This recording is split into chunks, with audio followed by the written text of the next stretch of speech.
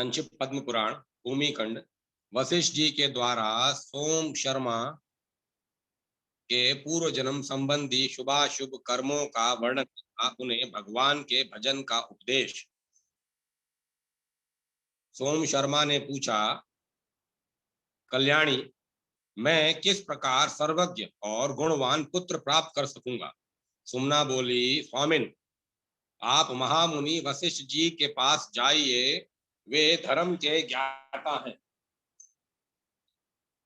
उन्हीं से प्रार्थना कीजिए, उनसे आपको धर्मज्ञ एवं धर्मवत्सल पुत्र की प्राप्ति होगी।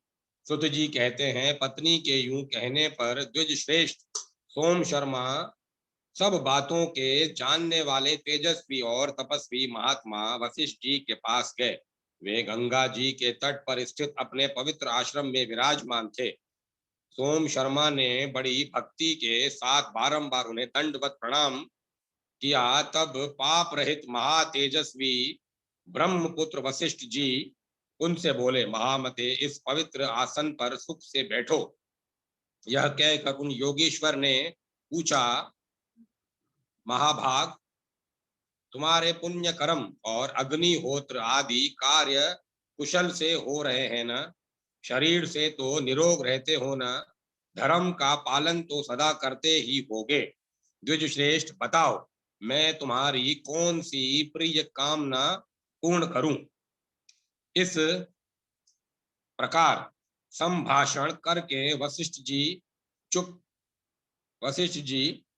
हो गए।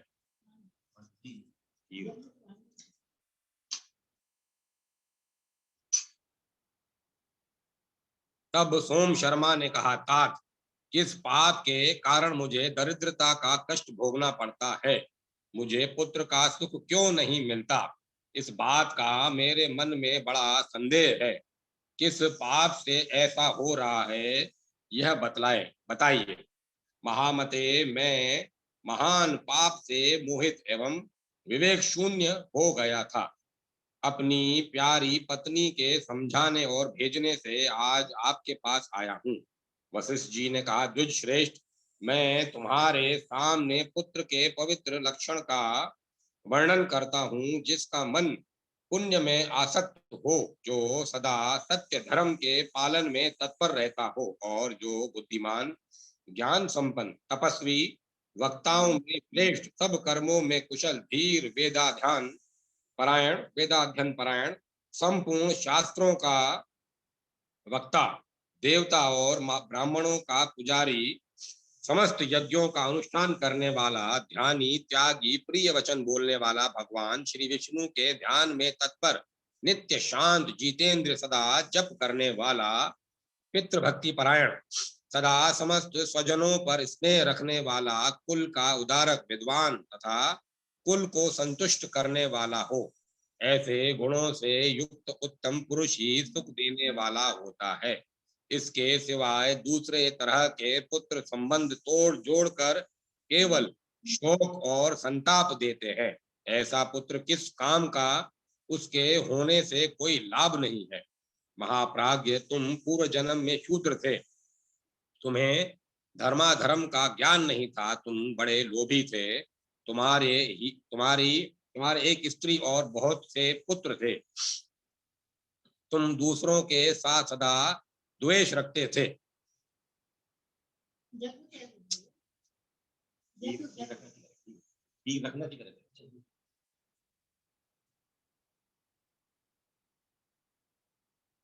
तुम दूसरों के साथ सदा द्वेष रखते थे।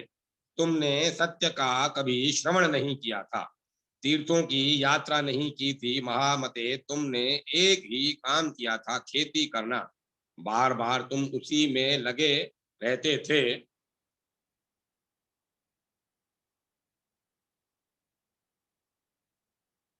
द्विज श्रेष्ठ, तुम पशुओं का पालन भी करते थे। पहले गाय पालते थे, फिर भैंस और घोड़ों को भी पालने लगे। तुमने अन्न को बहुत महंगा कर रखा था। तुम इतने निर्दयी थे कि कभी किसी को किंचित भी दान नहीं किया, देवताओं की पूजा नहीं की, पर्व आने पर ब्राह्मणों को दान नहीं दिया तथा श्राद्ध काल उपस्थित होने पर भी तुमने श्रद्धा पूर्वक कुछ नहीं किया। तुम्हारी साध्वी स्त्री कहती थी, आज श्राद्ध का दिन है, यह ससुर के श्राद्ध का समय है और यह सास के। महामते उसकी ये बातें सुनकर तुम घर छोड़ कहीं अन्यत्र भाग जाते थे। तुमने धर्म का मार्ग न कभी देखा था न सुना ही था। लोभ ही तुम्हारी माता, लोभ ही पिता, लोभ ही भ्राता और लोभ ही स्वजन एवं बंधु था। तुमने सदा के लिए धर्म को तिलांजलि देकर एकमात्र लोभ का ही आश्रय लिया था, इसीलिए तुम दुखी और गरीबी में से पीड़ित हुए हो। तुम्हारे हृदय में प्रतिदिन महातृष्णा बढ़ती जाती थी। रात में सो जाने पर भी तुम सदा धन की ही चिंता में लगे रहते थे। इस प्रकार क्रमशः हजार, लाख, करोड़, अरब, खरब और 10 खरब सोने की मोहरें तुम्हें प्राप्त हो गई, फिर भी तृष्णा तुम्हारी पिंड नहीं छोड़ती थी। वह सदा बढ़ती ही रहती थी। तुमने कभी दान, होम या धन का उपभोग भी नहीं किया। जितना कमाया सब जमीन के अंदर गाड़ दिया। तुम्हारे पुत्र को भी ये उस गड़े हुए धन का पता न था। तुम्हारे हृदय में तृष्णा की आग प्रज्वलित होती रहती थी। उसी के दुख से तुम्हें कभी सुख नहीं मिलता था। तृष्णा की आग से संतप्त होकर तुम हाहाकार मचाते और अचेत रहते थे। विप्रवर, इस प्रकार मोह में पड़े पड़े ही तुम काल के अधीन हो गए। स्त्री और पुत्र पूछते ही रह गए, किंतु तुमने उन्हें न तो उस धन का पता बताया और न उन्हें दिया ही। तुम प्राण त्याग कर यमलोक में चले गए। इस प्रकार मैंने तुम्हारे पूर्व जन्म का सारा वृतांत कह सुनाया। विप्रवर, उसी कर्म के कारण तुम निर्धन और दरिद्र हो। उसके जिसके ऊपर भगवान श्री विष्णु प्रसन्न होते हैं, उसी के घर में सदा सुशील, ज्ञानी और सत्य धर्म परायण पुत्र होते हैं। संसार में जिसको भक्तिमान श्रेष्ठ पुत्र की प्राप्ति हुई है, वह भगवान का कृपा पात्र है। भगवान श्री विष्णु की कृपा के बिना कोई भी स्त्री पुत्र उत्तम जन्म तथा उत्तम कुल को और श्री विष्णु के परम धाम को नहीं पा सकता।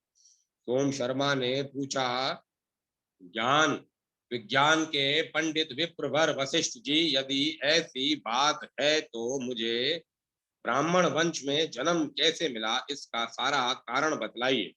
वशिष्ठ जी बोले, ब्राह्मण पूर्व जन्म में तुम्हारे द्वारा एक धर्म संबंधी कार्य भी बन गया था, उसे बताता हूँ। उन दिनों एक निष्पाप, सदाचारी, अच्छे विद्वान, विष्णु भक्त और धर्मात्मा ब्राह्मण थे, जो तीर्थ यात्रा के व्याज से समूची धरती पर अकेले विचरण किया करते थे। एक दिन वे महामुनि घूमते घूमते तुम्हारे घर पर आए। द्विजश्रेष्ठ, उस समय उन्होंने अपने ठहरने के लिए तुमसे कोई स्थान मांगा। तुम बड़ी प्रसन्नता के साथ बोले, विद्वन, यहाँ आज मैं धन्य हो गया। आज मैंने पावन तीर्थ की यात्रा कर ली तथा इस समय मुझे आपके दर्शन से तीर्थ सेवन का फल प्राप्त हो गया। यह कहकर तुमने उन्हें ठहरने के लिए परम पवित्र गौशाला का स्थान दिखलाया और वहां ठहरा कर उनके शरीर की सेवा करके दोनों पैरों को भी दबाया। फिर उनके चरणों को जल से धोकर चरणोदक से उन अपने मस्तक का अभिषेक किया।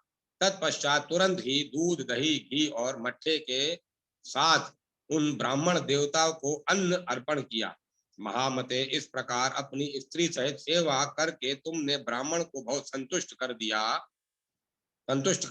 दूसरे दिन प्रातः काल अत्यंत शोभ कारक पुण्य दिवस आया। उस दिन शुभ आषाढ़ मास की शुक्ला द्वादशी थी, जो सब पापों का नाश करने वाली थी। उसी तिथि को भगवान श्री विष्णु योग निद्रा का आश्रय लेते हैं। वह तिथि आने पर बुद्धिमान और विद्वान पुरुष घर के सारे काम छोड़कर भगवान श्री विष्णु के ध्यान में संलग्न हो गए।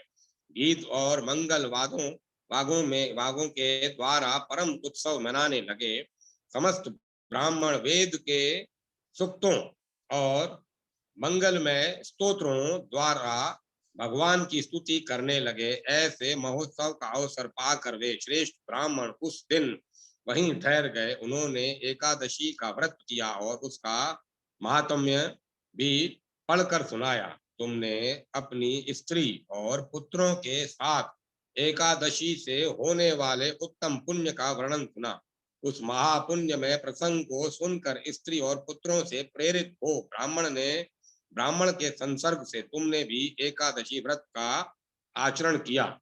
स्त्री और पुत्रों के साथ जाकर प्रातः काल स्नान किया और प्रसन्न मन से गंध पुष्प आदि पवित्र उपचारों तथा सब प्रकार के नैवेद्यों द्वारा भगवान श्री मधुसूदन की पूजा की। फिर नित्य और नृत्य और गीत आदि के द्वारा उत्सव मनाते हुए रात्रि में जागरण किया। तत्पश्चात भगवान को स्नान कराकर भक्ति के साथ बारंबार उनके चरणों में मस्तक झुकाया और महात्मा ब्राह्मण के दिए हुए भगवान के चरणों तक का पान किया, जो परम शांति प्रदान करने वाला है। इसके बाद ब्राह्मण को भक्ति पूर्वक प्रणाम करके तुमने उन्हें उत्तम दक्षिणा दी और पुत्र एवं पत्नी आदि के साथ व्रत का पारण किया। इस प्रकार भक्ति और सद्भाव के द्वारा तुमने ब्राह्मण को भली भांति प्रसन्न कर लिया। अतः ब्राह्मण के संग और भगवान श्री विष्णु के प्रसाद से सत्य धर्म में स्थित होने के कारण तुम्हें ब्राह्मण का शरीर प्राप्त हुआ है। तुमने धन के लालच में आकर पुत्र का स्नेह त्याग दिया, उसी पाप का फल कि तुम पुत्रहीन हो गए। विप्रवर, उत्तम पुत्र, उत्तम कुल, धन धान्य, पुत्री, पृथ्वी, स्त्री, उत्तम जन्म, श्रेष्ठ मृत्यु, सुंदर भोग, सुख, राज्य, स्वर्ग तथा मोक्ष आदि जो जो दुर्लभ वस्तुएं हैं, वे सभी परमात्मा भगवान श्री विष्णु की कृपा से प्राप्त होती है। इसलिए अब से भगवान नारायण की आराधना करके तुम उस उत्कृष्ट पद को प्राप्त कर सकोगे जो श्री विष्णु का परम पद कहलाता है। महाभाग, यह जानकर तुम श्री नारायण के भजन में लग जाओ। सुत जी कहते हैं, वशिष्ठ जी के द्वारा इस प्रकार समझाए जाने पर वे महानुभाव ब्राह्मण हर्ष में भर गए और भक्ति पूर्वक महर्षि वशिष्ठ के चरणों में प्रणाम करके उनकी आज्ञा ले अपने घर को पधारे। वहां पहुंचकर अपनी स्त्री सुमना से प्रसन्नता पूर्वक बोले, प्रिय, तुम्हारी कृपा से ब्रह्म ऋषि वशिष्ठ जी के द्वारा ही मुझे अपने पूर्व जन्म की सारी चेष्टाएं ज्ञात हो गई। सोम शर्मा के द्वारा भगवान विष्णु की आराधना, भगवान का उन्हें दर्शन देना तथा सोम शर्मा का उनकी स्तुति करना। सुत जी कहते हैं, तदंतर सत्पुरुषों में श्रेष्ठ महाबुद्धिमान सोम शर्मा अपनी स्त्री सुमना के साथ नर्मदा के अत्यंत पुण्यदायक तट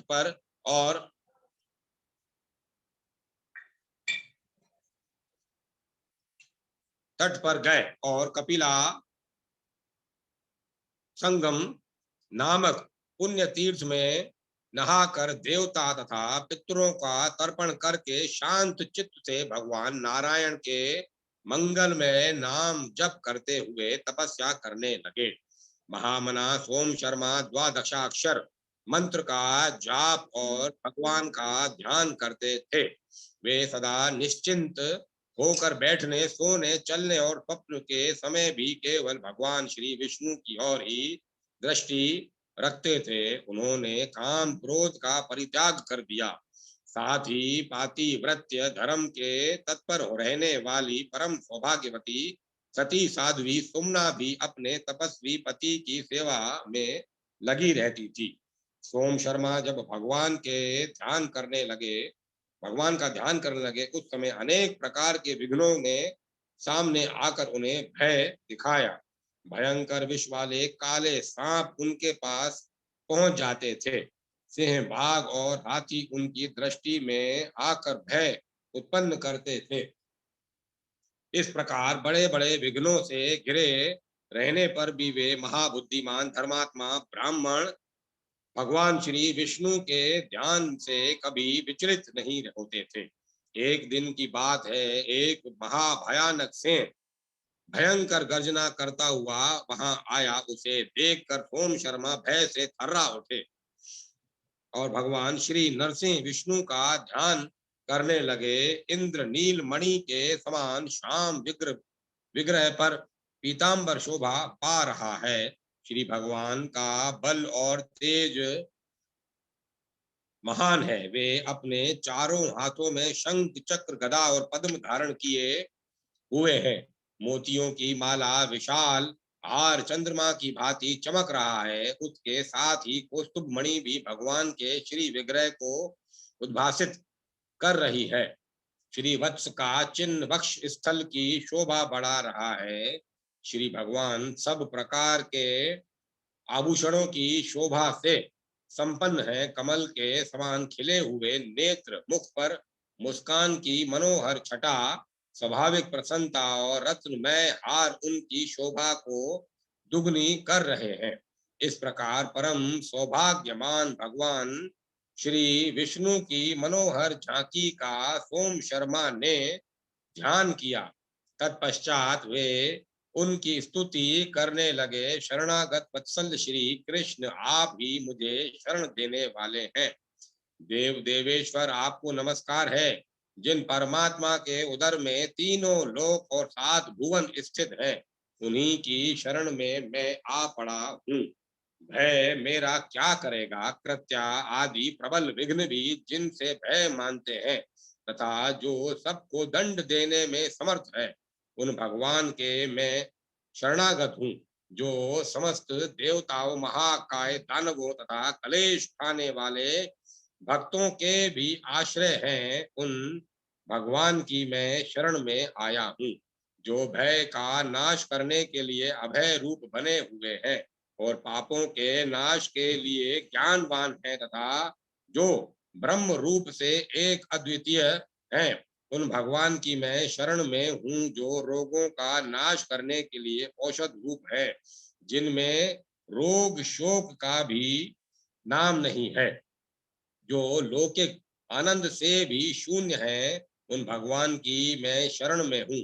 जो अविचल लोगों को भी विचलित कर सकते हैं, उन भगवान की मैं शरण में आया हूँ। भय मेरा क्या करेगा?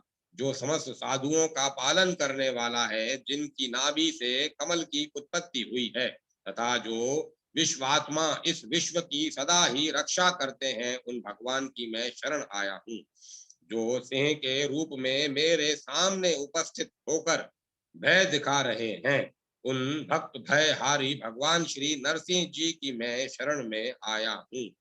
ग्राह से युद्ध करते समय आपत्ति में पड़ा हुआ विशाल काय गजराज जिनकी शरण में आया था और जो गजेंद्र मोक्ष की लीला में स्वयं उपस्थित हुए थे, उन शरणागत वत्सल प्रभु की मैं शरण आया हूँ। हिरणाक्ष का वध करने वाले भगवान श्री वराह की मैं शरण में हूँ।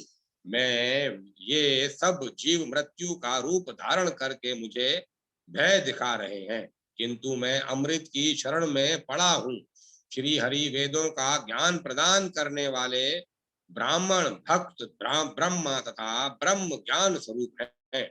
मैं उनकी शरण में पड़ा हूँ। जो निर्भय संसार का भय दूर करने वाले और अभय दाता हैं और भय दाता हैं, उन भय रूप भगवान की मैं शरण में हूँ। भय मेरा क्या करेगा? जो समस्त पुण्य आत्माओं का उद्धार और संपूर्ण पापियों का विनाश करने वाले हैं, उन धर्म रूप भगवान श्री विष्णु की मैं शरण पड़ा हूँ। यह परम प्रचंड आंधी मेरे शरीर को अत्यंत पीड़ा दे रही है। मैं इसे भी भगवान का ही स्वरूप मानकर इसकी शरण में हूँ। अतः ये भगवान वायु मुझे सदा ही आश्रय प्रदान करे। अत्यंत शीत, अधिक वर्षा और दुस्सह तप करने देने वाली धूप, इन सब के रूप में जिन भगवान का साक्षात्कार हो रहा है, मैं उन्हीं की शरण में आया हूँ। ये जो काल रूपधारी जीव यहाँ आकर मुझे भय देते हुए विचलित कर रहे हैं। सब के सब भगवान श्री विष्णु के स्वरूप हैं। मैं सर्वदा उनकी शरण में हूँ, जिन्हें सर्वदेव स्वरूप परमेश्वर केवल ज्ञान में और प्रधान रूप बतलाते हैं। उन सिद्धों के स्वामी आदि सिद्ध भगवान श्री नारायण की मैं शरण में हूँ। इस प्रकार प्रतिदिन भगवान श्री केशव का ध्यान और सत्वन करते हुए सोम शर्मा ने अपनी भक्ति के बल से भगवान को हृदय में बिठा लिया। उनका उद्यम और पुरुषार्थ देखकर भगवान श्री ऋषिकेश प्रकट हो गए और उन्हें हर्ष प्रदान करते हुए बोले, महाप्राज्य सोम शर्मन, अपनी पत्नी के साथ मेरी बात सुनो। विप्रवर, मैं वासुदेव हूँ। सुवर्त, तुम मुझसे कोई उत्तम वर मांगो। श्री भगवान का यह कथन सुनकर दिव्य श्रेष्ठ सोम शर्मा ने अपने नेत्र खोले। देखा तो विश्व के स्वामी श्री भगवान दिव्य रूप धारण किए सामने खड़े हैं। उनके शरीर की कांति मेघ के समान श्याम है। वे महान अभ्युदयशाली और सब प्रकार के आभूषणों से विभूषित हैं। संपूर्ण आयुध उनकी शोभा बढ़ा रहे हैं। उनका श्री विग्रह दिव्य लक्षणों से संपन्न है। नेत्र खुले हुए कमल के समान है। पित्त वस्त्र श्री अंगों की शोभा बढ़ा रहा है। देवेश्वर भगवान श्री विष्णु शंख चक्र और गदा धारण किए गरुड़ पर विराजमान है। वे इस जगत तथा ब्रह्मा आदि के भी भली भांति भरण पोषण करने वाले हैं और विश्व उन्हीं का स्वरूप है। वे सनातन रूप धारण करने वाले हैं। वे विश्व के अतीत निराकार परमात्मा है। भगवान श्री जनार्दन को इस रूप में उपस्थित देख विप्रवर सोम शर्मा महान हर्ष से में भर गए और करोड़ों सूर्यों के समान तेजस्वी एवं लक्ष्मी सहित शोभा पाने वाले श्री भगवान को साष्टांग प्रणाम करके दोनों हाथ जोड़े अपनी स्त्री सुमना के साथ उनकी स्तुति करने लगे। देव जगन्नाथ आपकी जय हो। देव जगन्नाथ आपकी जय हो। सबको समान सम्मान देने वाले लक्ष्मीपति आपकी जय हो। योगियों के स्वामी योगेंद्र आपकी जय हो। यज्ञ के स्वामी हरे आपकी जय हो। विष्णु रूप से यज्ञेश्वर और शिव रूप से यज्ञ विध्वंसक सनातन और सर्वव्यापक परमेश्वर आपकी जय हो। जय हो। सर्वेश्वर अनंत आपकी जय हो। जय स्वरूप प्रभु आपको मेरा प्रणाम है। ज्ञानवानों में श्रेष्ठ आपकी जय हो। ज्ञान नायक आपकी जय हो। सब कुछ देने वाले सर्वज्ञ परमेश्वर आपकी जय हो। सतव गुण को उत्पन्न करने वाले प्रभु आपकी जय हो। यज्ञ व्यापी परमेश्वर आप प्रज्ञा स्वरूप हैं। आपकी जय हो। प्राण प्रदान करने वाले प्रभु आपकी जय हो। पाप नाशक पुण्येश्वर आपकी जय हो। पुण्य पालक हरे आपकी जय हो। ज्ञान स्वरूप ईश्वर आपकी जय हो। आप ज्ञान गम्य हैं। आपको नमस्कार है। कमल लोचन आपकी जय हो। आपकी नाभि से कमल का प्रादुर्भाव हुआ था, अतः पद्मनाभ नाम से प्रसिद्ध आपको प्रणाम है। गोविंद आपकी जय हो। गोपाल आपकी जय हो। शंख धारण करने वाले निर्मल स्वरूप परमात्मन आपकी जय हो। चक्र धारण करने वाले अव्यक्त रूप परमेश्वर व्यक्त रूपधारी आपको नमस्कार है। प्रभु आपके अंग पराक्रम से शोभा पा रहे हैं। आपकी जय हो। विक्रम नायक आपकी जय हो। विद्या से विलसित रूप वाले देवेश्वर आपकी जय हो। वेद में परमेश्वर आपको नमस्कार है। पराक्रम से सुशोभित अंगों वाले प्रभु आपकी जय हो। उधम प्रदान करने वाले देव आपकी जय हो। आप ही उधम के योग्य समय और उधम रूप है। आपको बारंबार नमस्कार है। भगवान आप उदम में समर्थ हैं। आपकी जय हो। भगवान आप उदम के योग आपको बारंबार नमस्कार है। आपकी जय हो। आप ही उदम के योग्य समय और उदम रूप हैं। आपको बारंबार नमस्कार है भगवान। आप उदम में समर्थ हैं। आपकी जय हो। उदम करने वाले भी आप ही हैं। आपकी जय हो। युद्धोयोग में प्रवृत्त होने वाले आप सर्वात्मा को नमस्कार है। सर्वत्र आपका तेज है। आपको नमस्कार है। आप विजयी वीर हैं। आपको नमस्कार है। आप अत्यंत तेज स्वरूप और सर्व तेजोमय है। आपको प्रणाम है। आप दैत्य तेज के विनाशक और पाप में तेज का अपहरण करने वाले हैं। आपको नमस्कार है। गौओं और ब्राह्मणों का हित साधन करने वाले आप परमात्मा को प्रणाम है। आप हवीश भोजी और तथा हव्य और कव्य का वहन करने वाले अग्नि हैं। आप ही स्वधा रूप हैं। आपको नमस्कार है। आप स्वाहा रूप यज्ञ स्वरूप और योग के बीज हैं। आपको नमस्कार है। हाथ में श्रांग नामक धनुष धारण करने वाले आप पापहारी हरि को प्रणाम है। कार्य कारण रूप जगत को प्रेरित करने वाले विज्ञानशाली परमेश्वर को नमस्कार है। वेद स्वरूप भगवान को प्रणाम है। सबको पवित्र करने वाले प्रभु को नमस्कार है। सबके कलेश का अपहरण करने वाले हरित केशों से युक्त श्री भगवान को प्रणाम है। विश्व के आधारभूत परमात्मा केशव को नमस्कार है। कृपा में और आनंद में ईश्वर को नमस्कार है। कलेशों का नाश करने वाले नित्य शुद्ध भगवान श्री अनंत को नमस्कार है। जिनका स्वरूप नित्य आनंदमय है, जो दिव्य होने के साथ ही दिव्य रूप धारण करते हैं। 11 रुद्र जिनके चरणों की वंदना करते हैं तथा ब्रह्मा जी भी जिनके सामने मस्तक झुकाते हैं, उन भगवान को प्रणाम है। प्रभु देवता और असुरों के स्वामी भी आपके चरण कमलों में माथा टेकते हैं। आप देवेश अमृत और अमृतात्मा हैं। आपको बारंबार नमस्कार है। आप क्षीर सागर में निवास करने वाले और लक्ष्मी के प्रियतम हैं। आपको नमस्कार है। आप ओमकार विशुद्ध तथा अविचल रूप हैं। आपको बारंबार प्रणाम है। आप व्यापी व्यापक और सब प्रकार के दुखों को दूर करने वाले हैं। आपको नमस्कार है। वरा रूपधारी आपको प्रणाम है। महाकच्छप के रूप में आपको नमस्कार है।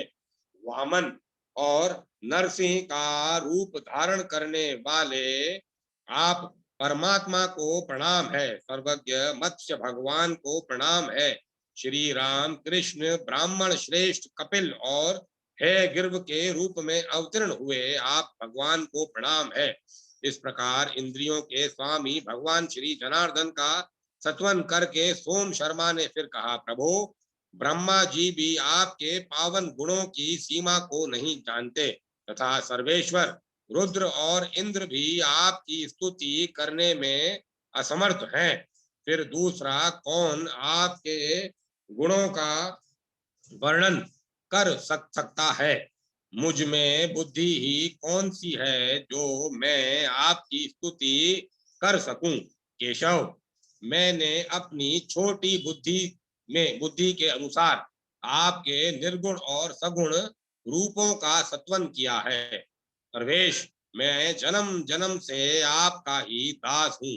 लोकेश, मुझ पर दया कीजिए। श्री भगवान के वरदान से सोम शर्मा को सुवर्त नामक पुत्र की प्राप्ति और सुवर्त का तपस्या से माता पिता सहित वैकुंठ लोक में जाना।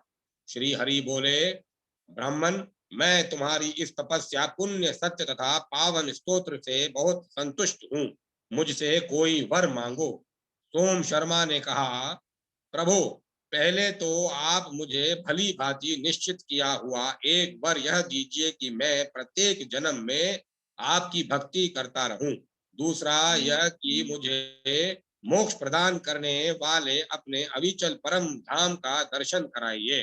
तीसरे वर के रूप में मुझे एक ऐसा पुत्र दीजिए जो अपने वंश का उद्धारक दिव्य लक्षणों से संपन्न विष्णु भक्ति परायण मेरे कुल को धारण करने वाला सर्वज्ञ सर्वस्व दान करने वाला, जितेंद्रिय, तप और तेज से युक्त देवता ब्राह्मण तथा इस जगत का पालन करने वाला श्री भगवान आपका पुजारी और शुभ संकल्प वाला हो। इसके सिवा श्री केशव आप मेरी दरिद्रता हर लीजिए। श्री हरि बोले, द्विज श्रेष्ठ, ऐसा ही होगा, इसमें तनिक भी संदेह नहीं है। मेरे प्रसाद से तुमको सुयोग्य पुत्र की प्राप्ति होगी, जो तुम्हारे वंश का उद्धार करने वाला होगा।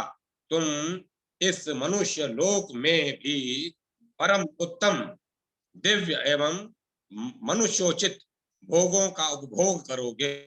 तदंतर तुम परम गति को प्राप्त होगे। इस प्रकार श्री हरि स्त्री सहित ब्राह्मण को वरदान देकर अंतर्ध्यान हो गए।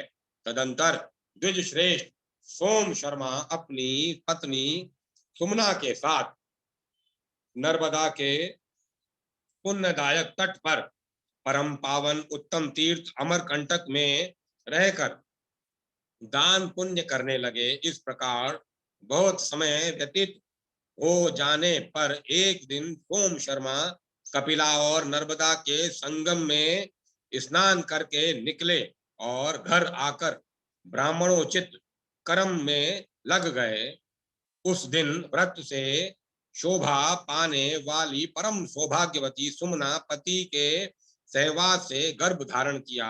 उस समय आने पर उस बड़ भागनी ने देवताओं के समान कांतिमान उत्तम पुत्र को जन्म दिया, जिसके शरीर से तेजोमयी किरणें छटक रही थी।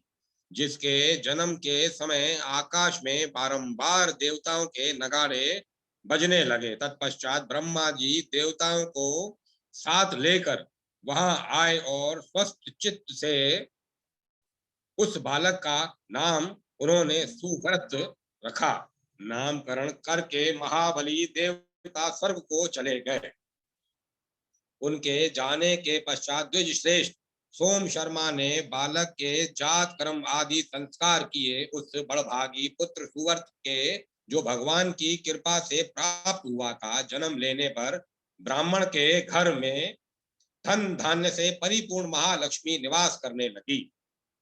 हाथी, घोड़े, भैंसे, गौवे, सोने और रत्न आदि किसी भी वस्तु की कमी न रही। सोम शर्मा का घर रत्न राशि से कुबेर भवन की भांति शोभा पाने लगा। ब्राह्मण ने दान पुण्य आदि धर्मों का अनुष्ठान किया। तीर्थों में जाकर वे नाना प्रकार के पुण्यों में लगे रहे और भी जो जो दान पुण्य हो सकते हैं उन सब का उन्होंने अनुष्ठान किया। मेधावी सोम शर्मा का सारा जीवन ही ज्ञान और पुण्य के उपार्जन में लगा रहा। उन्होंने बड़े हर्ष के साथ पुत्र का विवाह किया। फिर पुत्र के भी पुत्र उत्पन्न हुए, जो बड़े ही पुण्यात्मा और उत्तम लक्षणों से संपन्न थे। वे भी सदा सत्यवादी, धर्मात्मा, तपस्वी तथा दान धर्म में संलग्न थे। उन पोत्रों के भी पुण्य संस्कार सोम शर्मा ने ही संपन्न किए। सुमना और सोम शर्मा दोनों ही सौभाग्यशाली थे। वे महान अभ्युदय से युक्त होकर सदा हर्ष में भरे रहते थे। सुत जी कहते हैं, एक समय महर्षि व्यास ने अत्यंत विस्मित होकर लोकनाथ ब्रह्मा जी से सुवर्त का सारा उपाख्यान पूछा। ब्रह्मा जी ने कहा, सुवर्त बड़ा मेधावी बालक था। वह बाल्यकाल से ही भगवान श्री विष्णु का चिंतन करने लगा। उसने गर्भ में ही पुरुषोत्तम भगवान श्री नारायण का दर्शन किया था। पूर्व कर्मों के प्रभाव से वह सदा भगवान के ध्यान में लगा रहता था। वह ज्ञान, विद्याभ्यास और अध्यापन करते समय भी शंख चक्रधारी उत्तम पुण्यदायी भगवान श्री पद्मनाभ का ध्यान और चिंतन किया करता था। इस प्रकार वह द्विज श्रेष्ठ सदा श्री भगवान का ध्यान करते हुए ही बच्चों के साथ खेला करता था। वह मेधावी पुण्यात्मा और पुण्य में प्रेम रखने वाला था। उसने अपने साथी बालकों का नाम अपनी ओर से परमात्मा श्री हरि के नाम पर ही रख दिया था। वह महामुनि था और भगवान के ही नाम से अपने मित्रों को भी पुकारा करता था। ओ केशव, यहाँ आओ। चक्रधारी माधव, बचाओ पुरुषोत्तम, तुम ही मेरे साथ खेलो। मधुसूदन, हम दोनों को वन में ही चलना चाहिए। इस प्रकार श्री हरि के नाम ले लेकर वह ब्राह्मण बालक मित्रों को बुलाया करता था।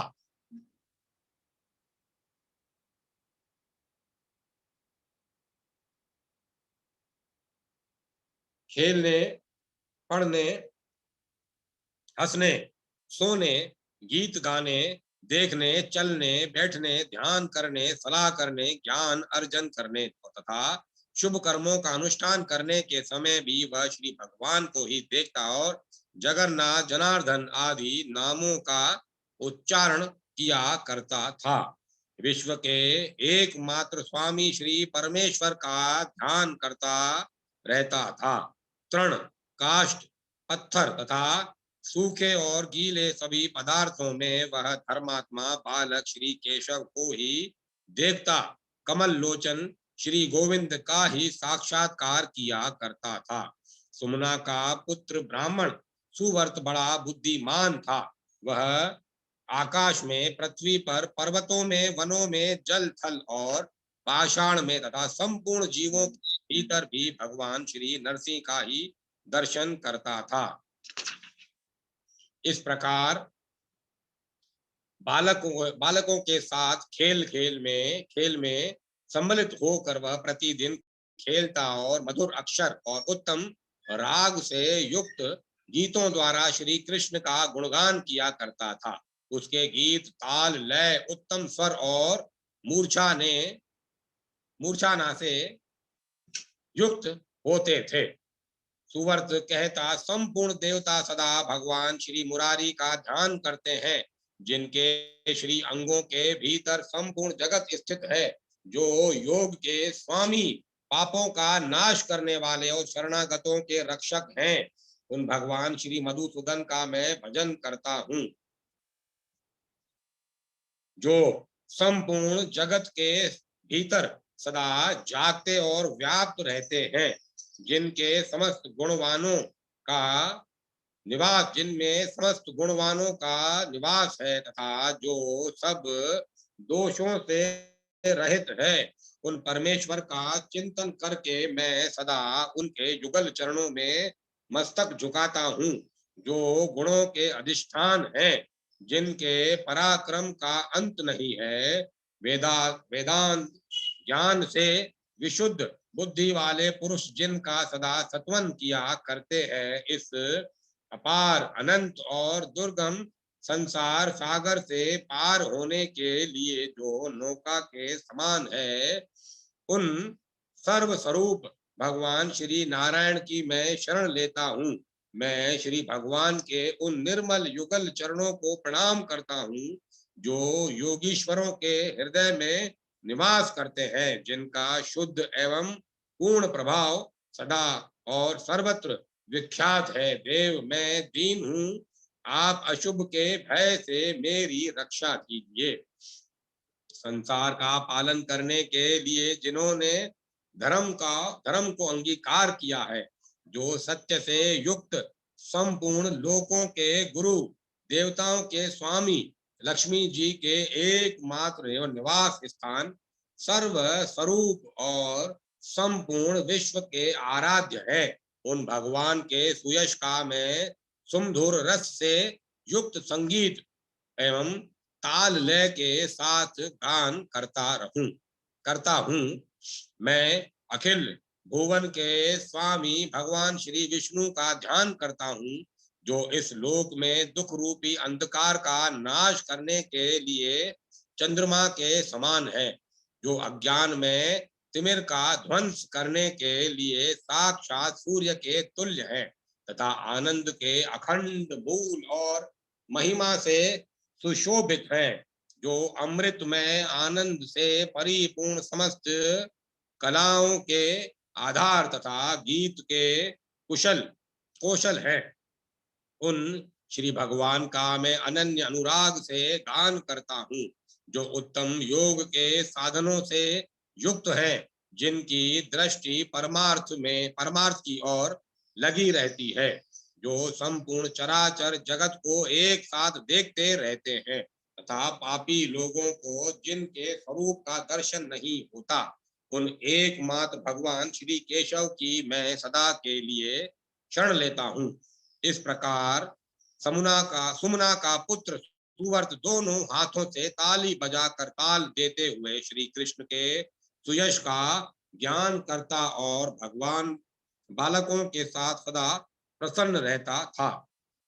प्रतिदिन बाल स्वभाव के अनुसार खेलता और भगवान श्री विष्णु के ध्यान में लगा रहता था। अपने अपने सुलक्षण पुत्र सुवर्त को खेलते देख माता सुमना कहती, बेटा आ कुछ भोजन कर ले, तुझे भूख सता रही होगी। यह सुनकर वह बुद्धिमान बालक सुमना को उत्तर देता, माँ, भगवान का ध्यान महान अमृत के तुल्य है, मैं उसी से तृप्त रहता हूँ, मुझे भूख नहीं सताती। भोजन के आसन पर बैठकर जब वह अपने सामने मिष्ठान परोसा हुआ देखता, तब कहता, इस अन्न से भगवान श्री विष्णु तृप्त हों। तब वह धर्मात्मा बालक जब सोने के लिए जाता, तब वहां भी श्री कृष्ण का चिंतन करते हुए कहता, मैं योग निद्रा परायण भगवान श्री कृष्ण की शरण में आया हूँ। इस प्रकार भोजन करते, वस्त्र पहनते, बैठते और सोते समय भी वह श्री वासुदेव का चिंतन करता और उन्हीं को सब वस्तुएं समर्पित कर देता था। धर्मात्मा सुवर्त युवा अवस्था आने पर काम भोग का परित्याग करके वेंडुर्य पर्वत पर जा भगवान श्री विष्णु के ध्यान में लग गया। वहीं उस मेधावी ने श्री विष्णु का चिंतन करते हुए तपस्या आरंभ कर दी। उस श्रेष्ठ पर्वत पर सिद्धेश्वर नामक स्थान के पास वह निर्जन वन में रहता और काम क्रोध आदि संपूर्ण दोषों का परित्याग करके इंद्रियों को संयम में रखते हुए तपस्या करता था।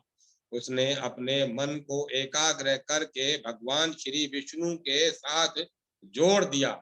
इस प्रकार परमात्मा के ध्यान में 100 वर्षों तक लगे रहने पर उसके ऊपर शंख चक्र और गदा धारण करने वाले भगवान श्री जगन्नाथ बहुत प्रसन्न हुए तथा लक्ष्मी जी के साथ उसके सामने प्रकट होकर बोले, धर्मात्मा सुवर्त, अब ध्यान से उठो, तुम्हारा कल्याण हो। मैं विष्णु तुम्हारे पास आया हूँ, मुझसे वर मांगो।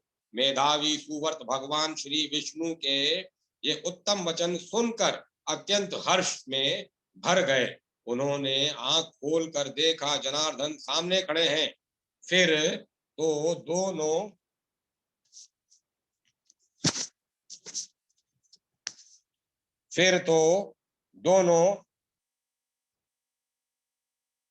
हाथ जोड़कर उन्होंने श्री भगवान को प्रणाम किया और उनकी स्तुति करने लगे। सुवर्त बोले, जगन्नाथ, जनार्दन, यह संसार समुद्र अत्यंत गहरा है, इसका पार पाना कठिन है। यह दुखमयी लहरों और मोहमयी भांति भांति की तरंगों से भरा है। मैं अत्यंत दीन हूँ और अपने ही दोषों तथा गुणों से पाप पुण्यों से प्रेरित होकर इसमें आ फंसा हूँ। अतः आप मेरा इससे उद्धार कीजिए। कर्म रूपी बादलों की भरी भारी घटा घिरी हुई है, जो गरजती और बरसती भी है। मेरे पातकों की राशि विघुलता विधुलता की भांति उसमें थिरक रही है। मोहरूपी अंधकार समूह से मेरी दृष्टि विवेक शक्ति नष्ट हो गई है। मैं अत्यंत दीन हो रहा हूँ। मधुसूदन, मुझे अपने हाथ का सहारा दीजिए। यह संसार एक महान वन है, इसमें बहुत से दुख ही वृक्ष रूप में स्थित हैं। मोह रूपी सिंह इसमें निर्भय होकर निवास करते हैं। इसके भीतर शोक रूपी प्रचंड दावानल प्रज्वलित हो रहा है, जिसकी आंच से मेरा चित्त संतप्त हो उठा है। कृष्ण, इससे मुझे बचाइए। संसार एक वृक्ष के समान है। यह अत्यंत पुराना होने के साथ बहुत ऊंचा भी है। माया उसकी जड़ है। शोक तथा नाना प्रकार के दुख इसकी शाखाएं हैं। पत्नी आदि परिवार के लोग पत्ते हैं और इसमें अनेक प्रकार के फूल लगे हैं। मुरारे, मैं इस संसार वृक्ष पर चढ़कर गिर रहा हूँ। भगवान, इस समय मेरी रक्षा कीजिए, मुझे बचाइए। कृष्ण, मैं दुख रूपी अग्नि, विविध प्रकार के मोह रूपी धुएं तथा वियोग अमृत और काल के समान शोकों से जल रहा हूँ। आप सर्वदा ज्ञान रूपी जल से सींच कर मुझे सदा के लिए संसार बंधन से छुड़ा दीजिए। कृष्ण, में मोह रूपी अंधकार राशि से भरे हुए संसार नामक महान गड्ढे में सदा से गिरा हुआ हूँ।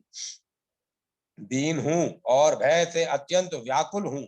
आप मेरे लिए नौका बनकर मुझे उस गड्ढे से निकालिए, वहां से खींचकर अपनी शरण में ले लीजिए। जो संयमशील हृदय के भाव से युक्त होकर अनन्य चित्त से आपका ध्यान करते हैं, वे आपकी पदवी को प्राप्त हो जाते हैं। तथा जो देवता और किन्नर गण आपके दोनों परम पवित्र चरणों को प्रणाम करके उनका चिंतन करते हैं, वे भी आपकी पदवी को प्राप्त होते हैं।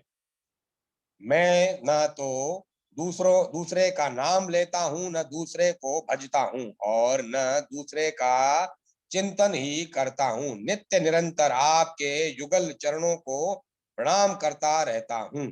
इस प्रकार मैं आपकी शरण में आया हूँ। आप मेरी रक्षा करें। मेरे पातक समूह शीघ्र दूर हो जाएं।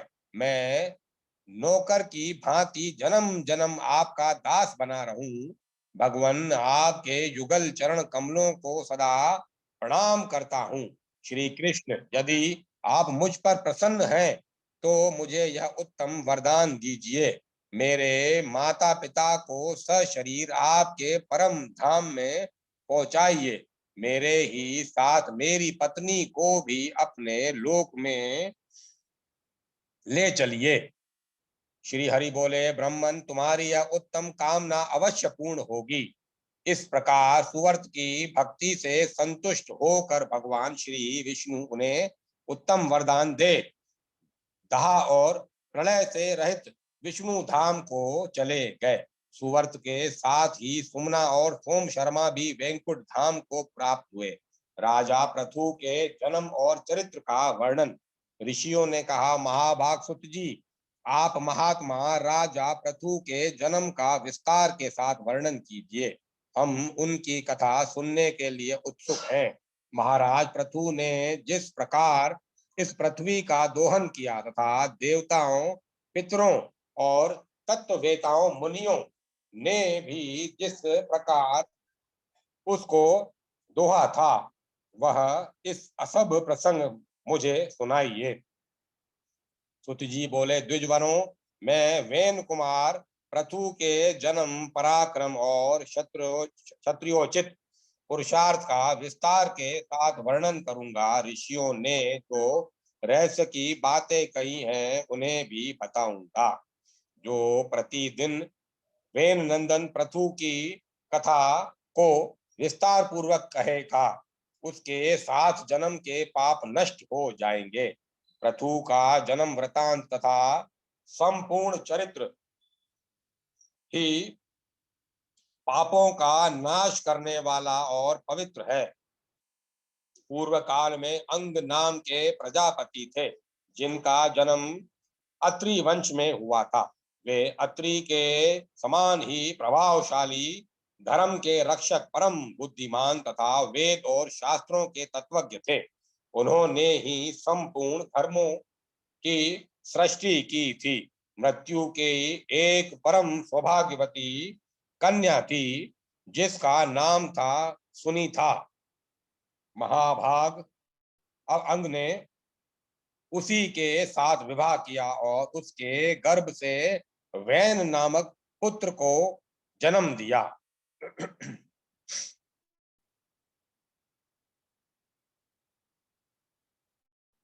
जो धर्म का नाश धर्म का नाश करने वाला था। राजा वेन वेदोक्त सदाचार रूप धर्म का परित्याग करके काम, लोभ और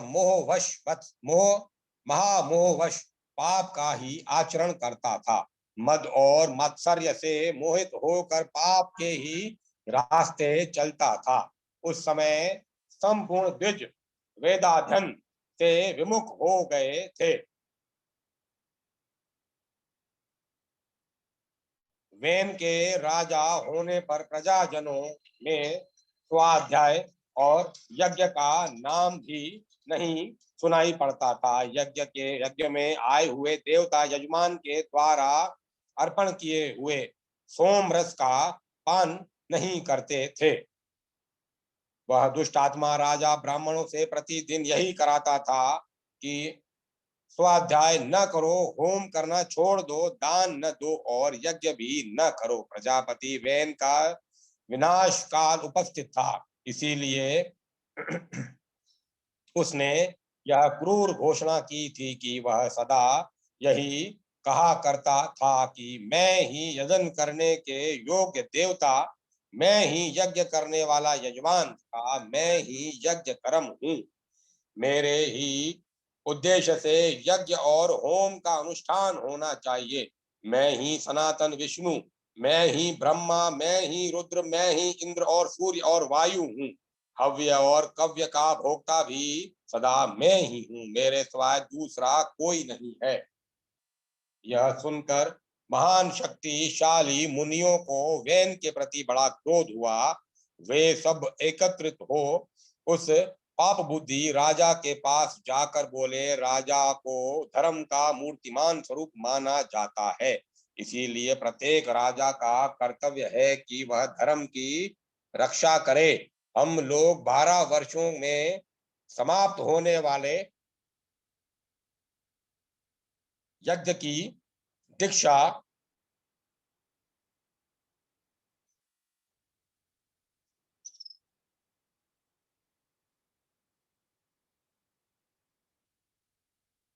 यज्ञ की दीक्षा ग्रहण कर रहे हैं। तुम अधर्म न करो, क्योंकि ऐसा करना सत्पुरुषों का धर्म नहीं है। महाराज, तुमने यह प्रतिज्ञा की है कि मैं राजा होकर धर्म का पालन करूंगा, अतः उस प्रतिज्ञा के अनुसार धर्म करो और सत्य एवं पुण्य को आचरण में लाओ। ऋषियों की उपरोक्त बातें सुनकर वह क्रोध से आग बबूला हो उठा और उनकी ओर दृष्टिपात करके द्वितीय यमराज की भांति बोला, अरे तुम लोग मूर्ख हो, तुम्हारी बुद्धि मारी गई है, अतः निश्चय ही तुम लोग मुझे नहीं जानते। भला ज्ञान, पराक्रम, तपस्या और सत्य के द्वारा मेरी समानता करने वाला इस पृथ्वी पर दूसरा कौन है? मैं ही संपूर्ण भूतों और विशेषतः सब धर्मों की उत्पत्ति का कारण हूँ। यदि चाहूं तो इस पृथ्वी को जला सकता हूँ, जल में डुबा सकता हूँ तथा पृथ्वी और आकाश को रुंध सकता हूँ। जब वैन का किसी प्रकार भी अधर्म मार्ग से हटाया न जा सका, तब महर्षियों ने क्रोध में भरकर उसे बलपूर्वक पकड़ लिया। वह विवश होकर छटपटाने लगा। उधर क्रोध में भरे हुए ऋषियों ने राजा वैन की बाई जंघा को मथना आरंभ किया। उससे काले अंजन की राशि के समान एक नाटे कद का मनुष्य प्रकट हुआ। उसकी आकृति विलक्षण थी, लंबा मुंह, विकराल आंखें, नीले कवच के समान काला रंग, मोटे और चौड़े कान, बेडोल बड़ी हुई बाहें और तथा विशाल भद्दा सा पेट, यही उसका हुलिया था। ऋषियों ने उसकी ओर देखा और कहा, निषिद्ध बैठ जाओ। उनकी बात सुनकर वह भय से व्याकुल हो बैठ गया। ऋषियों ने निषिद्ध कहकर उसे बैठने की आज्ञा दी, इसीलिए उसका नाम निषाद पड़ गया। निषिद्ध का अर्थ बैठ जाओ। इस उसका वजह इस नाम से निषाद नाम पड़ गया। पर्वतों और वनों में ही उसके वंश की प्रतिष्ठा हुई। निषाद, किरात, भील, नाहलक, भ्रमर, कुलिंद तथा और जितने भी मलेच्छ जाति के पापाचारी मनुष्य हैं, वे सब वैन के उसी अंग से उत्पन्न हुए हैं। तब यह जानकर कि राजा वैन का पाप निकल गया, समस्त ऋषियों को बड़ी प्रसन्नता हुई। अब उन्होंने राजा के दाहिने हाथ का मंथन आरंभ किया।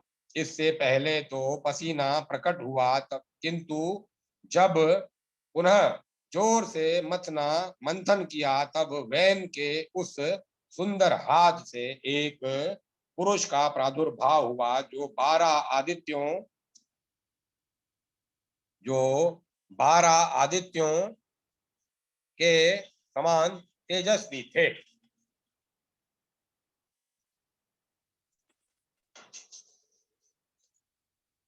उनके मस्तक पर सूर्य के समान चमचमाता हुआ मुकुट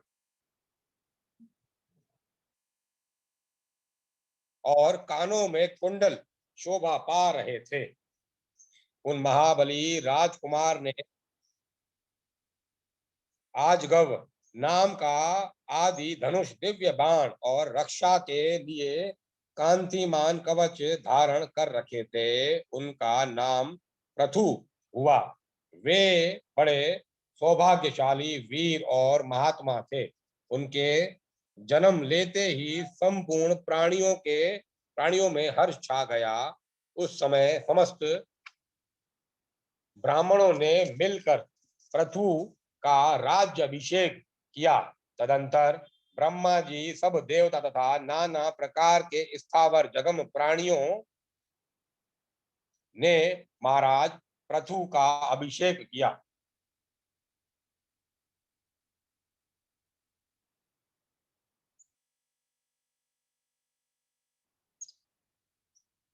उनके पिता ने कभी भी संपूर्ण प्रजा को प्रसन्न नहीं किया था, किंतु पृथु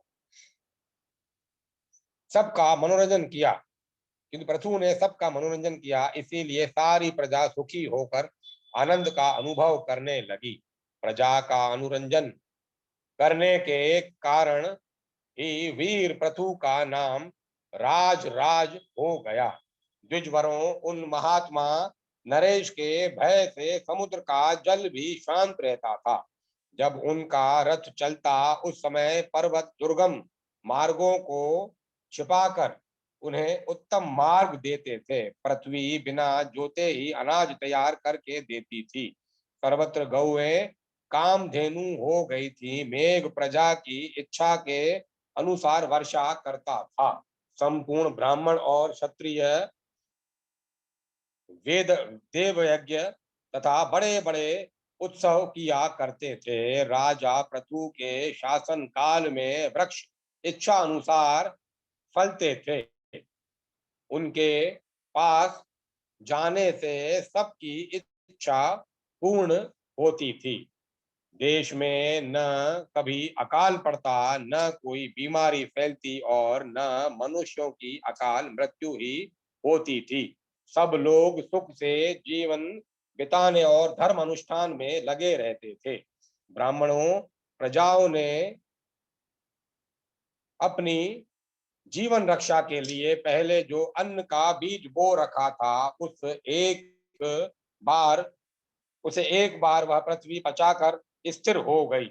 उस समय सारी प्रजा राजा पृथु के पास दौड़ी गई और मुनियों के कथनानुसार बोली, राजन, हमारे लिए उत्तम जीविका का प्रबंध कीजिए। राजाओं में श्रेष्ठ पृथु ने देखा प्रजा के ऊपर बहुत बड़ा भय उपस्थित हुआ है। यह देखकर तथा महर्षियों की बात मानकर महाराज पृथु ने धनुष और बाण हाथ में लिया और क्रोध में भरकर बड़े वेग से पृथ्वी के ऊपर धावा किया। पृथ्वी गाय का रूप धारण करके तीव्र गति से स्वर्ग की ओर भागी। फिर क्रमशः ब्रह्मा जी, भगवान श्री विष्णु तथा रुद्र आदि देवताओं की शरण में गई, किंतु कहीं भी उसे अपने बचाव का स्थान न मिला। अंत में अपनी रक्षा का कोई उपाय न देखकर वह वेन कुमार पृथु की शरण में आई और बाणों के आघात से व्याकुल हो उन्हीं के पास खड़ी हो गई। उसने नमस्कार करके राजा पृथु से कहा,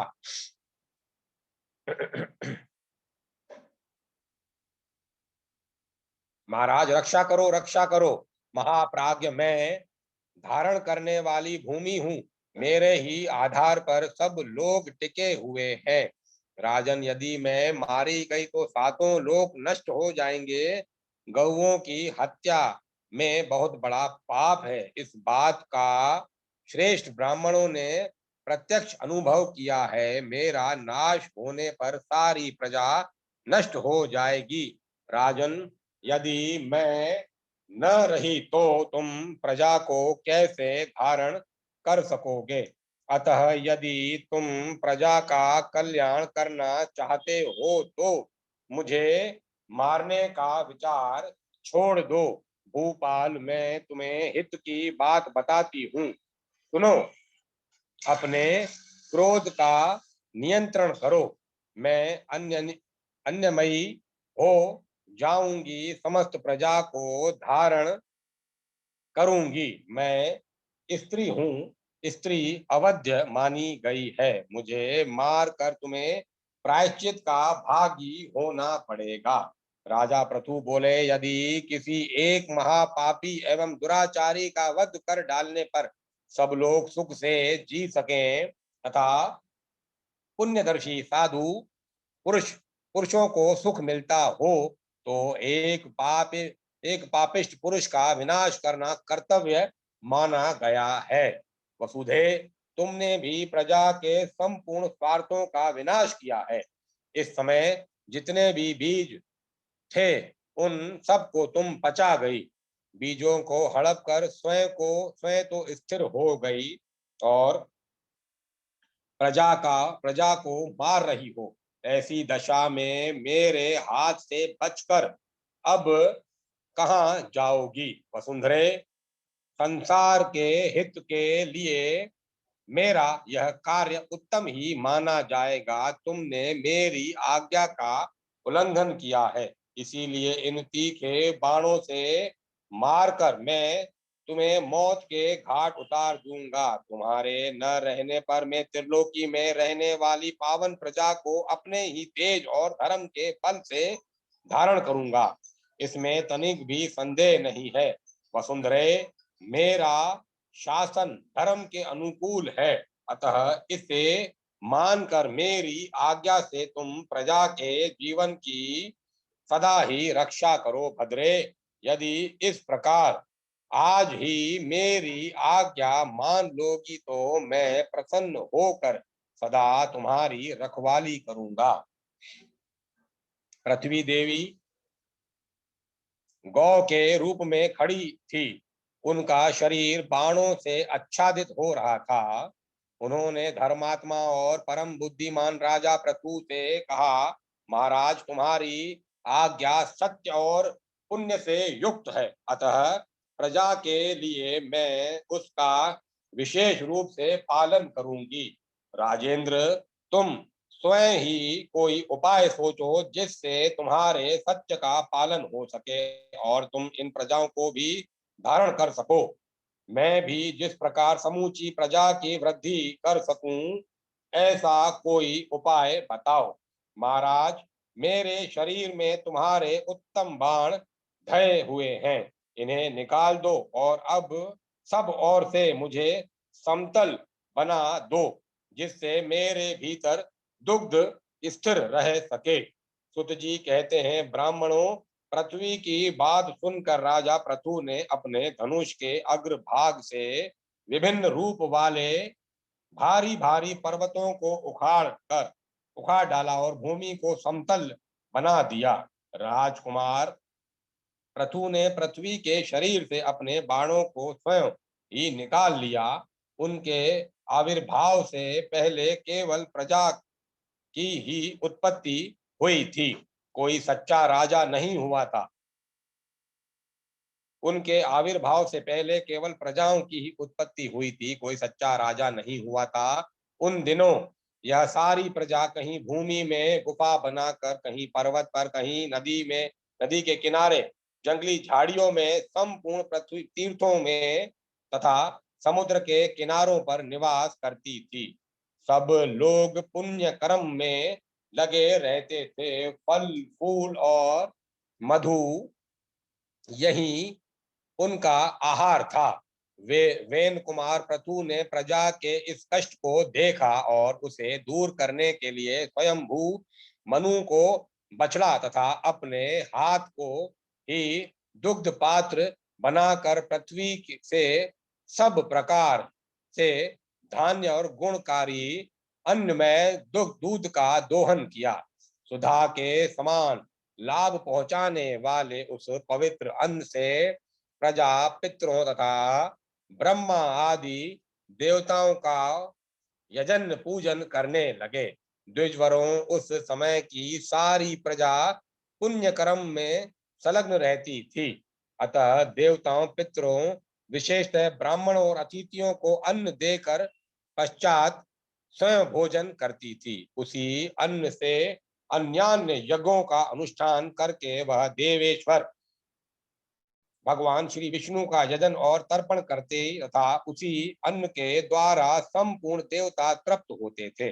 फिर श्री भगवान की प्रेरणा से मेघ पानी बरसाता और उसे पवित्र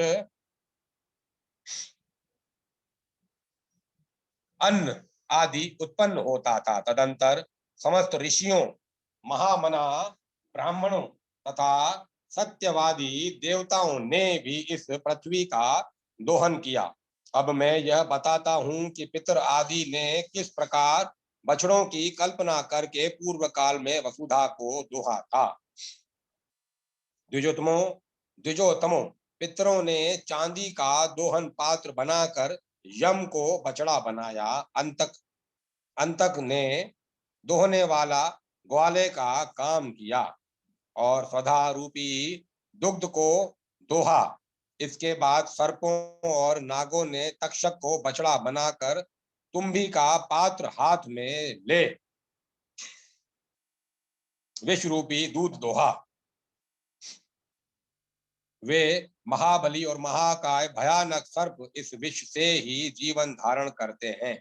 विष ही उनका आधार, विष ही आचार, विष ही बल और विष ही पराक्रम है। इस प्रकार समस्त असुरों और दानवों ने भी अन्न के अनुरूप लोहे का पात्र बनाकर संपूर्ण कामनाओं के साधन भूत माया में दुग्ध का दोहन किया, जो उनके समस्त शत्रुओं का विनाश करने वाला है। वही उनका बल और पुरुषार्थ है, उसी से दानव जीवन धारण करते हैं।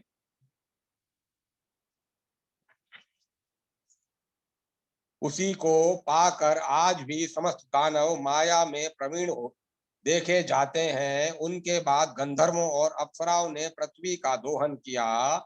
नृत्य और संगीत की विद्या ही उनका दूध थी। उसी से गंधर्व, यक्ष और अप्सराओं की जीविका चलती थी।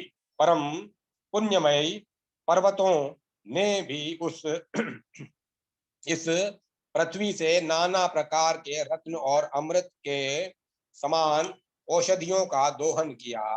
वृक्षों ने पत्तों के पात्र में पृथ्वी का दुग्ध दोहा।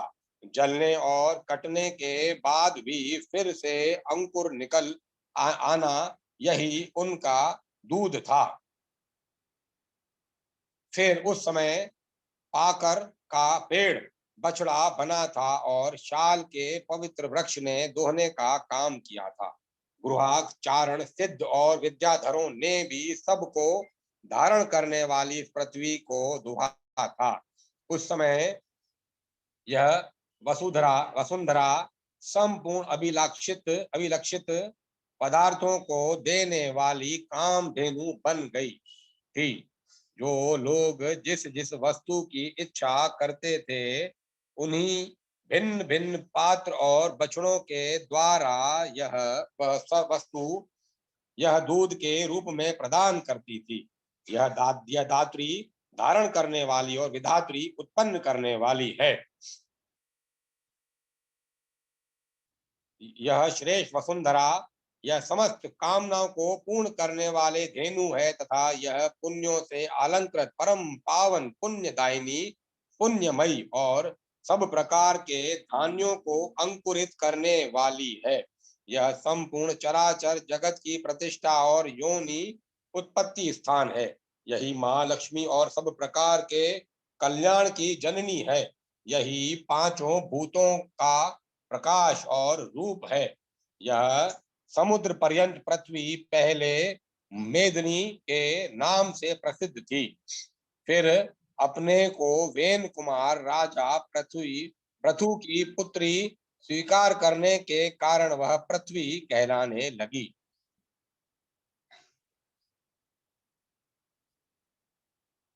ब्राह्मणों, पृथु के प्रयत्न से इस पृथ्वी पर घर और गांवों की नींव पड़ी। फिर बड़े बड़े कस्बे और शहर उसकी शोभा बढ़ाने लगे। यह धन धान्य से संपन्न हुई और सब प्रकार से तीर्थ उसके ऊपर प्रकट हुए।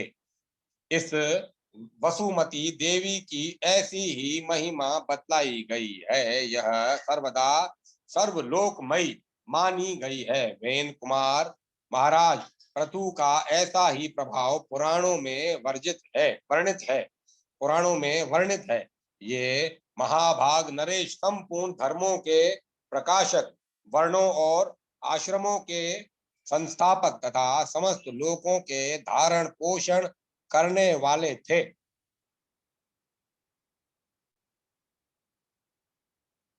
जो सौभाग्यशाली राजा इस लोक में वास्तविक राजपद प्राप्त करना चाहते हों उन्हें परम प्रतापी राजा वेन कुमार पृथु को नमस्कार करना चाहिए। जो धनुर्वेद का ज्ञान और युद्ध में सदा ही विजय प्राप्त करना चाहते हों उन्हें भी महाराज पृथु को प्रणाम करना चाहिए।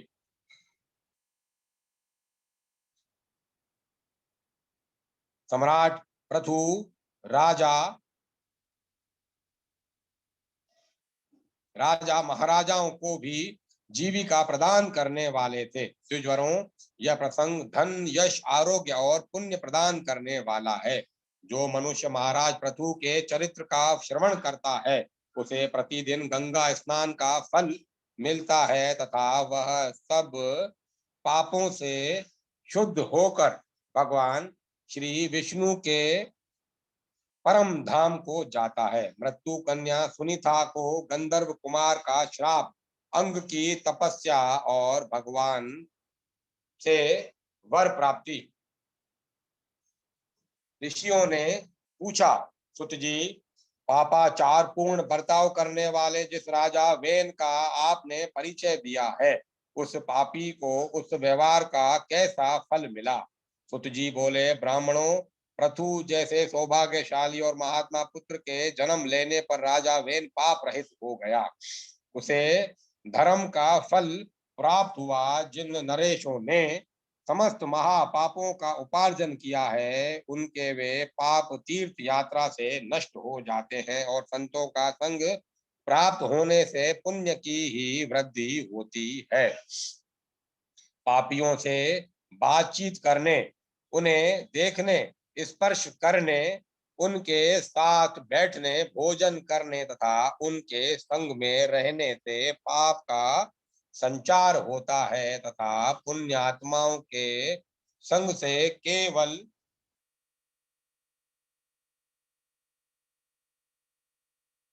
पुण्य का ही प्रसार होता है, जिससे सारे पाप धुल जाने के कारण मनुष्य पुण्य गति को ही प्राप्त होता करते हैं। ऋषियों ने पूछा, महामते, पापी मनुष्य को परम सिद्धि की प्राप्ति कैसे होती है? यह बात भी हमें विस्तार के साथ बतलाइए। सुत जी बोले, नर्मदा, यमुना और गंगा, इन नदियों की धारा धारा के आसपास जो महापापी रहते हैं, वे जानबूझकर यहाँ बिना जाने भी इनके जल में नहाते और क्रीड़ा करते हैं। अंत में महानदी के संसर्ग से उन्हें परम गति की प्राप्ति हो जाती है। द्विजवरों, महानदी के संपर्क से अथवा अन्यान्य नदियों के परम पवित्र जल का दर्शन, स्पर्श और पान करने से पापियों का पाप नष्ट हो जाता है। तीर्थों के प्रभाव तथा संतों के संग से पापियों का पाप उसी प्रकार नष्ट हो जाता है, जैसे आग ईंधन को जला डालती है। महात्मा ऋषियों के संसर्ग, उनके साथ वार्तालाप करने से, दर्शन और स्पर्श से तथा पूर्व काल में सत्संग प्राप्त होने से राजा वैन का सारा पाप नष्ट हो गया। पुण्य का संसर्ग हो जाने पर अत्यंत भयंकर पाप का भी संचार नहीं होता। पूर्व काल में मृत्यु के एक सौभाग्यशालिनी कन्या उत्पन्न हुई थी, जिसका नाम सुनीता रखा था। वह पिता के कार्यों को देखती और खेल कूद में सदा उन्हीं का अनुकरण किया करती थी। एक दिन सुनीता अपनी सखियों के साथ खेलती हुई वन में गई। वहां गीत की ध्वनि उसके कानों में पड़ी। तब सुनीता ने उस और दृष्टिपात किया। देखा, गंधर्व कुमार महाभाग सुशंख भारी तपस्या में लगा हुआ है। उसके सारे अंग बड़े ही मनोहर थे। सुनीता प्रतिदिन वहां जाकर उस तपस्वी को सताने लगी। सुशंख रोज रोज उसके अपराध को क्षमा कर देता और कहता, जाओ, चली जाओ यहाँ से। उसके यूं कहने पर वह बालिका कुपित हो जाती और बेचारे तपस्वी को पीटने लगती। उसका यह बर्ताव देखकर एक दिन सुशंख क्रोध से मूर्छित हो उठा और बोला, कल्याणी, श्रेष्ठ पुरुष मारने के बदले न तो मारते हैं और न किसी के गाली देने पर क्रोध ही करते हैं। यही धर्म की मर्यादा है। पाप करने वाली सुनीता से ऐसा कहकर वह धर्मात्मा गंधर्व क्रोध से निवृत्त हो रहा और उसे अबला स्त्री जानकर बिना कुछ दंड दिए लौट गया।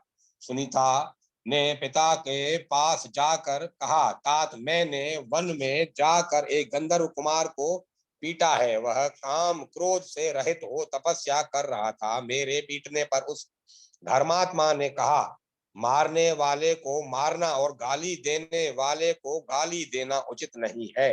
पिताजी, बताइए, उसके इस कथन का क्या कारण है? सुनीता के इस प्रकार पूछने पर धर्मात्मा मृत्यु ने उससे कुछ भी नहीं कहा, उसके प्रश्न का उत्तर ही नहीं दिया। तदंतर वह फिर वन में गई।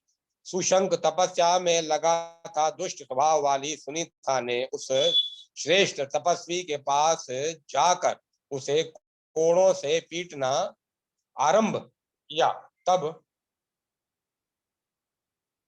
अब वह महातेजस्वी गंधर्व अपने क्रोध को न रोक सका। उस सुंदरी बालिका को श्राप देते हुए बोला, ग्रस्त धर्म में प्रवेश करने पर जब तुम्हारा अपने पति के साथ संपर्क होगा, तब तुम्हारे गर्भ से देवताओं और ब्राह्मणों की निंदा करने वाला पापाचारी सब प्रकार से पापों में आसक्त और दुष्ट पुत्र उत्पन्न होगा। इस प्रकार शाप दे वह पुनः जाकर तपस्या में लग गया। महाभाग गंधर्व कुमार के चले जाने पर सुनीता अपने घर आई।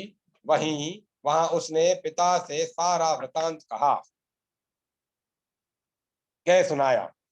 मृत्यु ने कहा, अरे उस निर्दोष तपस्वी को तुमने क्यों मारा है? भद्रे, तपस्या में लगे हुए पुरुष को मारना यह तुम्हारे द्वारा उचित कार्य नहीं हुआ। धर्मात्मा मृत्यु ऐसा कहकर बहुत दुखी हो गए। सुत जी कहते हैं, एक समय की बात है, महर्षि अत्रि के पुत्र महातेजस्वी राजा अंग नंदन वन में गए थे। वहां उन्होंने गंधर्वों, किन्नरों और अप्सराओं के साथ देवराज इंद्र का दर्शन किया। उनके वैभव, उनके भोग विलास और उनकी लीला देखकर धर्मात्मा अंग सोचने लगे, किस उपाय से मुझे इंद्र के समान पुत्र की प्राप्ति हो। रण क्षण भर में इस बात का विचार करके राजा अंग खिन्न हो उठे।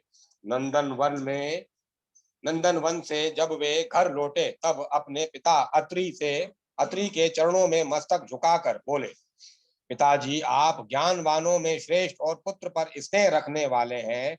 मुझे इंद्र के समान वैभवशाली पुत्र कैसे प्राप्त हो, इसका कोई उपाय बताइए।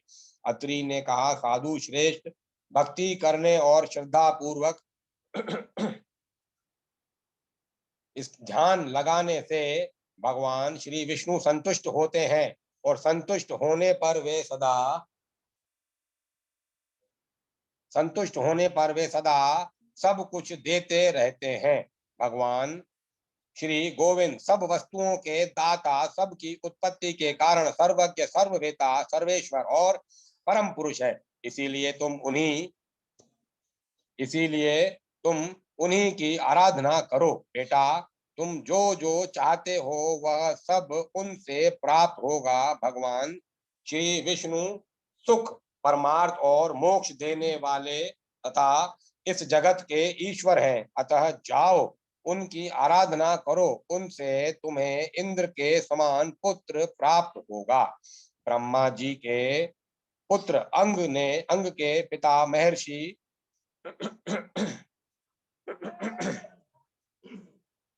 ब्रह्मा जी के पुत्र अंग के पिता महर्षि अत्रि ब्रह्मा के समान ही तेजस्वी थे। उनसे आज्ञा लेकर अंग ने प्रस्थान किया। वे सुवर्ण और रत्न में शिखरों से सुशोभित मेरुगिरी के मनोहर शिखर पर चले गए। वहां पहुंचकर उन्होंने गंगा जी के पवित्र तट पर एकांत में स्थित रत्नमय कंदरा में प्रवेश किया। महामुनि अंग बड़े मेधावी और धर्मात्मा थे। वे काम क्रोध का त्याग करके संपूर्ण इंद्रियों को काबू में रखकर भगवान के मनोमय स्वरूप का ध्यान करने लगे। कलेशारी भगवान श्री कृष्ण का ध्यान करते करते वे ऐसे तन्मय हो गए कि बैठने, सोने, चलने का चिंतन करने के समय भी उन्हें नित्य निरंतर भगवान श्री मधुसूदन ही दिखाई देते थे। उनका मन भगवान में लग गया था। वे योग युक्त और जितेंद्रिय होकर चराचर जीवों तथा सूखे और गीले आदि समस्त पदार्थों में केवल भगवान श्री विष्णु का ही दर्शन करते थे। इस प्रकार तपस्या करते उन्हें 100 वर्ष बीत गए। नियम, संयम तथा उपवास के कारण उनका सारा शरीर दुर्बल हो गया था। जो भी वे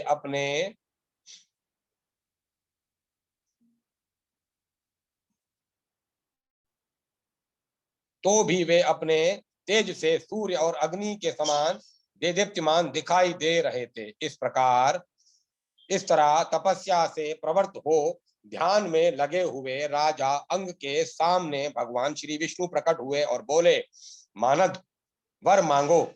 इंद्रियों के स्वामी भगवान श्री वासुदेव को उपस्थित देख राजा अंग को बड़ा हर्ष हुआ। उनका चित्त प्रसन्न हो गया। वे भगवान को प्रणाम करके उनकी स्तुति करने लगे। अंग बोले, भूत भावन आप ही संपूर्ण भूतों की गति हैं। पावन परमेश्वर, आप प्राणियों के आत्मा, सब भूतों के ईश्वर और सगुण स्वरूप धारण करने वाले हैं। आपको नमस्कार है। आप गुण स्वरूप, गुहा तथा गुणातीत हैं। आपको नमस्कार है। गुण करता, गुण संपन्न और गुणात्मा भगवान को प्रणाम है। आप भव, संसार रूप भव करता और भक्तों के संसार बंधन का अपहरण करने वाले हैं। आपको नमस्कार है। भव की उत्पत्ति के कारण होने से आपका नाम भव है। भव की उत्पत्ति के कारण होने से आपका नाम भव है। इस भव में आप अव्यक्त रूप से छिपे हुए हैं, इसीलिए आपको भवगृहा कहा गया है। अतः आप रुद्र रूप से इस भव संसार का विनाश करते हैं। इससे आपका नाम भव विनाशी है।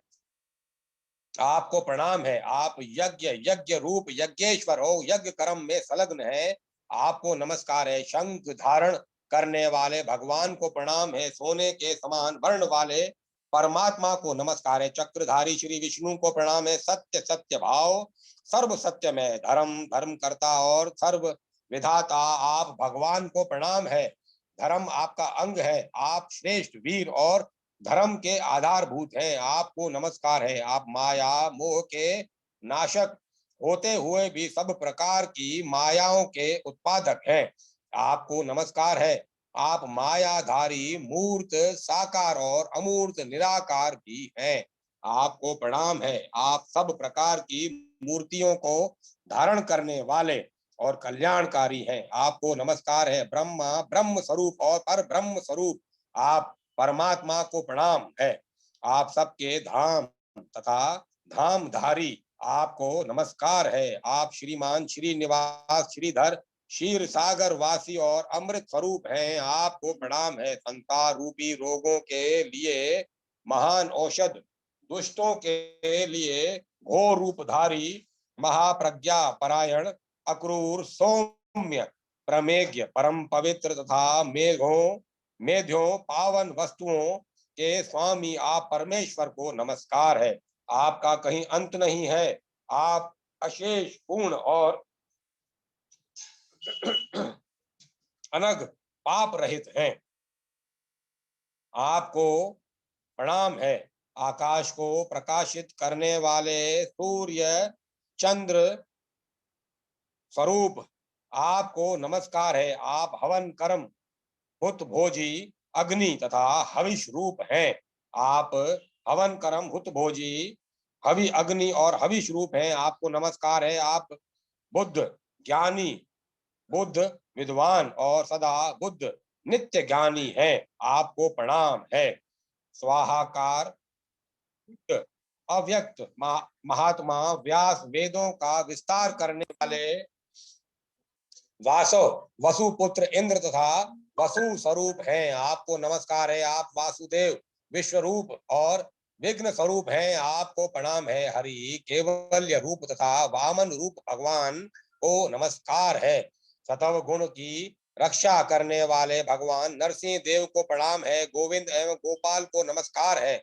भगवान आप एकाक्षर प्रणव सर्वाक्षर सवर्ण रूप और हंस स्वरूप हैं। आपको प्रणाम है। 3, 5 और 25 तत्व आपके ही रूप है। आप समस्त तत्वों के आधार हैं। आपको नमस्कार है। आप कृष्ण सच्चिदानंद स्वरूप कृष्ण रूप श्याम विग्रह तथा लक्ष्मी नाथ हैं। आपको प्रणाम है। कमल लोचन आप परमानंदमय प्रभु को नमस्कार है। आप विश्व के भरण पोषण करने वाले तथा पापों के नाशक हैं। आपको प्रणाम है। पुण्यों में भी उत्तम पुण्य तथा सत्य धर्म रूप आप परमात्मा को नमस्कार है। शाश्वत अविनाशी एवं पूर्ण आकाश स्वरूप परमेश्वर को प्रणाम है। महेश्वर श्री पद्मनाभ को नमस्कार है। केशव आपके चरण कमलों में मैं प्रणाम करता हूँ। आनंद कंद कमला प्रिय वासुदेव सर्वेश्वर ईश मधुसूदन मुझे अपनी दास्ता प्रदान कीजिए। शंख धारण करने वाले शांतिदायी केशव आपके चरणों में मस्तक झुकाता हूँ। प्रत्येक जन्म में मुझ पर कृपा कीजिए। मेरे स्वामी पद्मनाभ संसार रूपी दुसह अग्नि के तप से मैं दग्ध हो रहा हूँ। आप ज्ञान रूपी मेघ की धारा से मेरे तप को शांत कीजिए तथा मुझ दीन के लिए शरण रूप हो जाइए। अंग के मुख से यह स्तोत्र सुनकर भगवान ने अंग को अपने श्री विग्रह का दर्शन कराया। उनको मेघ के समान श्याम वर्ण तथा महान ओजस्वी शरीर था तथा महान ओजस्वी शरीर था तथा हाथों में शंख चक्र गदा और पद्म शोभा दे रहे थे। सब और महान प्रकाश छा रहा था। श्री भगवान गरुड़ की पीठ पर बैठे थे। अंगों में सब प्रकार के आभूषण शोभा पा रहे थे। हार कंकण और कुंडलों से सुशोभित तथा वनमाला से उज्जवल उनका अत्यंत दिव्य रूप बड़ा सुंदर जान पड़ता था। भगवान श्री जनार्दन अंग के सामने विराजमान थे। श्री वत्स नामक चिन्ह और पुण्यमय कौस्तुभ मणि से उनकी अपूर्व शोभा हो रही थी। वे सर्ववेद वे सर्व देवमय श्री हरि समस्त अलंकारों की शोभा से संपन्न अपने श्री विग्रह की झांकी कराकर ऋषि श्रेष्ठ अंग से बोले, महाभाग, मैं तुम्हारी तपस्या से संतुष्ट हूँ। तुम कोई उत्तम वर मांग लो। अंग ने भगवान के चरण कमलों में बारंबार प्रणाम किया और अत्यंत हर्ष में भरकर कहा, देवेश्वर, मैं आपका दास हूँ। यदि आप मुझे वर देना चाहते हैं तो जैसी शोभा स्वर्ग में संपूर्ण तेज से संपन्न इंद्र की है, वैसी ही शोभा पाने वाला एक सुंदर पुत्र मुझे देने की कृपा करें। वह पुत्र संपूर्ण लोकों की रक्षा करने वाला होना चाहिए। इतना ही नहीं, वह बालक समस्त देवताओं का भी प्रिय, ब्राह्मण भक्त, दानी, त्रिलोकी का रक्षक, सत्य धर्म का निरंतर पालन करने वाला, यजमानों में श्रेष्ठ, त्रिभुवन की शोभा बढ़ाने वाला, अद्वितीय शूरवीर, वेदों का विद्वान, सत्य प्रतिज्ञ, जितेंद्रिय, शांत, तपस्वी और सर्वशास्त्र विशारद हो। प्रभु, यदि आप वर देने के लिए उत्सुक हो तो मुझे ऐसा ही पुत्र होने का वरदान दीजिए। भगवान वासुदेव बोले, महामते, तुम इन सद्गुणों से युक्त उत्तम पुत्र की प्राप्ति होगी। तुम्हें इन सद्गुणों से युक्त उत्तम पुत्र की प्राप्ति होगी। वह अत्रि वंश का रक्षक और संपूर्ण विश्व का पालन करने वाला होगा। तुम भी मेरे परम धाम को प्राप्त होगे। इस प्रकार वरदान देकर भगवान विष्णु अंतर ध्यान हो गए। अब मैं कथा को ही विराम देता हूँ। कल अपन इसका आगे आनंद लेंगे।